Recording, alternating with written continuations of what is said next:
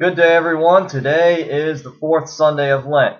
Here's a reading from the Holy Gospel according to Luke. Tax collectors and sinners were all drawing near to listen to Jesus, but the Pharisees and scribes began to complain, saying, "This man welcomes sinners and eats with them." So to them Jesus addressed this parable. A man had 2 sons, and the younger son said to his father, "Father, give me the share of your estate that should come to me." So the father divided the property between them. After a few days, the younger son collected all his belongings and set off to a distant country, where he squandered his inheritance on a life of dissipation. When he had freely spent everything, a severe famine struck that country, and he found himself in dire need. So he hired himself out to one of the local citizens, who sent him to his farm to tend the swine. And he longed to eat his fill of the pods on which the swine fed, but nobody gave him any. Coming to his senses, he thought, "How many of my father's hired workers have more than enough food to eat? But here am I, dying from hunger. I shall get up and go to my father, and I shall say to him, 'Father, I have sinned against heaven and against you. I no longer deserve to be called your son. Treat me as you would treat one of your hired workers.' So he got up and went back to his father.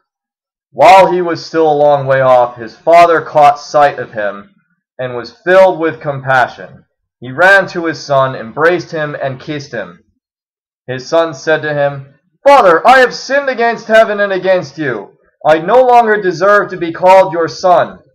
But his father ordered his servants, 'Quickly, bring the finest robe and put it on him. Put a ring on his finger and sandals on his feet. Take the fattened calf and slaughter it. Then let us celebrate with a feast, because this son of mine was dead and has come to life again. He was lost and has been found.'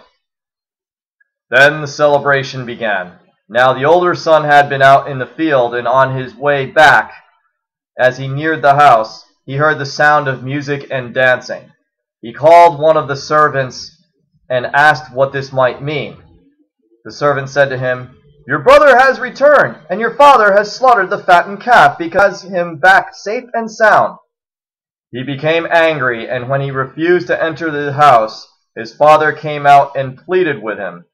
He said to his father in reply, 'Look, all these years I have served you, and not once did I disobey your orders. Yet you never gave me even a young goat to feast on with my friends.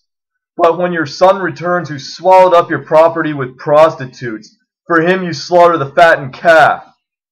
He said to him, 'My son, you are here with me always. Everything I have is yours. But now we must celebrate and rejoice, because your brother was dead and has come to life again. He was lost and has been found.'" The Gospel of the Lord. Well, this morning when I was at Mass, the priest mentioned something about $20 bills and what would be more desirable than the other. So I think I'll borrow from that theme and tell you a little something about what's on my mind regarding that.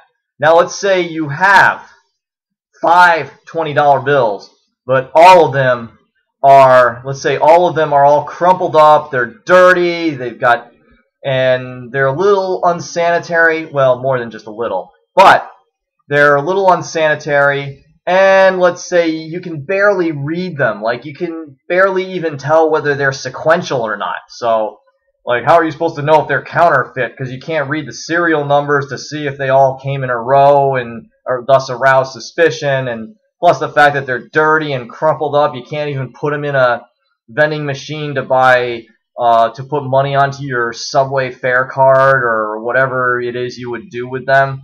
They don't work for anything, and you think, well, these things are worthless, right? And let's say you've got an $100 bill, clean and crisp, like it's fresh off the press. And the question is, which would you rather have? Or it's not as much which would you rather have. If you offered them up, you held up the 520s to a group of people. Let's say you're in church and you hold up those 520s and say, All right, who in this room would like to have these 520s? They're all crumpled up. They all look pretty bad, but they're definitely 20s. You can't read the serial number, but you can see the number that says that they're 20, you know? And I'm sure everyone's hand will go up if they're being offered. Why not? You know, $100. And the same obviously would be true for that crisp and clean $100 bill. Now, does anyone have more value than the other? And the answer is no, they don't. Each one's $100, right? You know, $100 is $100. But each one has its own issues. Just like the prodigal son and his golden boy older brother. Each one has his own issues. It's just that for some, our issues are a little more visible and a little more obvious than for others. But in the eyes of God the Father, we are all of the same worth and of same value.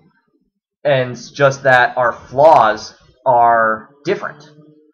For example, the $20 bills that are all crumpled up and dirty and you can barely read the serial numbers, well, first of all, they're not likely to be counterfeit because it's highly unlikely that a counterfeit bill would have slipped past that many pairs of eyes unnoticed. And, you know, especially given its wear and tear. But it can't be used on those vending machines that you would like to use them for to add fare to your Subway card or whatever you would do. So, yeah, it has its issues. Now, what's wrong with a crisp and clean $100 bill? Well, first of all, what can you spend it on? Do people typically use $100 bills when they're in the store? I mean, even $20 bills seem too big. I mean, if you've ever done volunteer work where you're at a food vendor or something and someone gives you a 20 for a dish that costs only $3 or something, it's kind of a pain having to make change for that, and it swallows up your 10s and 5s like nobody's business. And it's just like, yep, that guy visited the ATM. Why couldn't he have bought something else before he came here, right? Now multiply that by 5, and you got a guy who comes in with a $100 bill to buy something that costs less than $10. Now, so that's one drawback of a $100 bill. It's even worse than having been paying for something small with a 20. The other thing is, $100 bills, speaking of the whole counterfeit thing, are far more likely to be counterfeit than 20s. I mean, people passing funny money, they're more likely to be hundreds than 20s. And the fact that that thing is clean and crisp like that, like almost too perfect, that's the sort of thing that arouses suspicion. I mean, I can tell you one time I did have an $100 bill that I used in the grocery store, and the response that I got from the cashier when trying to pass that bill was significantly different from the response I would get when handing them a 20. So let's just leave it at that. The $100 bill has its issues as well, but they are different issues. They're not as visible and as obvious. It doesn't look as bad, and you can see everything on it, or do you? But it has its own issues as well, just like the golden boy older brother. He probably had his own issues, but they were just not as obvious. They were a little more hidden than for the prodigal son. So that's just something to think about. We all have value, but we all have our issues, and we're all just trying to get through this. So might as well get through it together. All right. So keep it real. Peace out.